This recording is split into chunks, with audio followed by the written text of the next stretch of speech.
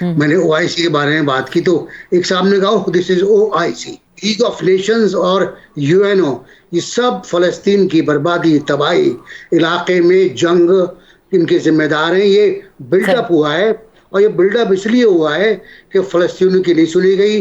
Camp David हो पहला, camp David हो दूसरा, लाने बिल्फौर हो, कोई भी हो, किसी पे कोई अमल नहीं हुआ। मुझे याद है नवंबर 1916 में जब मुकम्मल कब्जा हुआ था फलस्तीन पे बरतानिया का, जी जी। तो ब्रिटिश कमांडर ने कहा था आज सलीबी जंगें खत्म हो गई।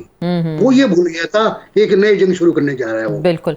तो अब आपको लग क्या रहा है, अब खित्ते में तवाज़ुन की जब हम बात करते हैं तो वो ऑलरेडी ज़ाहिरी बात है फ़लस्तीन के ऊपर बहुत जुल्म हुआ, इतने अरसों से वो आज़ादी की एक तहरीक थी वो चल रही थी और अभी उसमें ज़ाहिरी बात है एकदम से तेज़ी आ गई है। तो आपको क्या लग रहा है, एक जानिब 1.5 लाख से ज़ायद फ़ौज है, दूसरी जानिब निहत्ते फ़लस्तीनी है, लेकिन वो भरपूर तरीके से मैदान में लग रहा है कि वो इसराइल का गासबाना कब्ज़ा अपने इलाकों से हटवा पाएंगे, बैरूनी दुनिया को झंझोड़ पाएंगे इस वक्त अपने हक के लिए? अब कुछ तेज़ी आएगी आपको लगता है इस कॉज के लिए? देखिए उन्होंने झंझोड़ तो दिया है। बिल्कुल।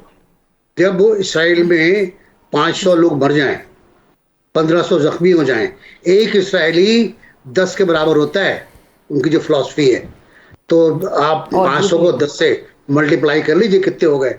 अस्पताल भरे हुए हैं उनके और दुनिया हिली हुई है कि हुआ क्या है ये। तो वो जो अपना काम उनका कल बयान आया था कि हम अपनी आवाज पहुंचाना चाहते थे, हमने आवाज पहुंचा दी।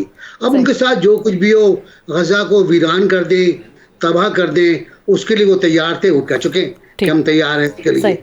फलस्तीनी कहाँ जाएंगे?